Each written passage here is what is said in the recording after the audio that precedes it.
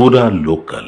ఇంట్లో నోట్ల కట్టలతో రెడ్ హ్యాండెడ్గా పట్టుబడ్డ ఢిల్లీ హైకోర్టు మాజీ న్యాయమూర్తి జస్టిస్ యశ్వంత్ వర్మను తొలగించేందుకు రంగం సిద్ధమైంది.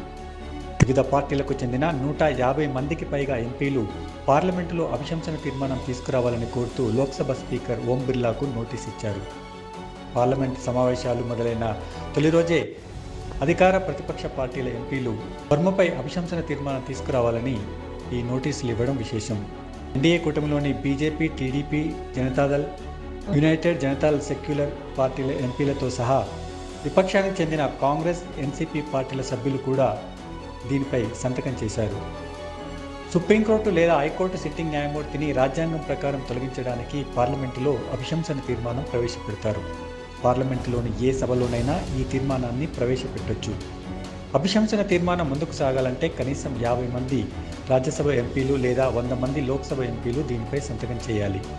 సభ్యులు ఇచ్చిన నోటీస్ ఆమోదించాలా వద్దా అనేది స్పీకర్ నిర్ణయిస్తారు. ఈ ప్రతిపాదనకు ఆమోదం లభిస్తే స్పీకర్ ఒక కమిటీని ఏర్పాటు చేస్తారు. ఈ కమిటీ 1 నుంచి 3 నెలల్లో తన నివేదికను సమర్పిస్తుంది. ఈ రిపోర్టును వచ్చే సెషన్లో చర్చకు పెట్టి అనంతరం ఓటింగ్ నిర్వహిస్తారు. ఉభయ సభల్లో మెజార్టీ లభిస్తే తీర్మానం పాస్ అవుతుంది. ఉభయ సభల్లో తీర్మానం ఆమోదించిన తర్వాత రాష్ట్రపతి న్యాయమూర్తిని పదవి నుంచి తొలగిస్తూ ఉత్తర్వులు జారీ చేస్తారు.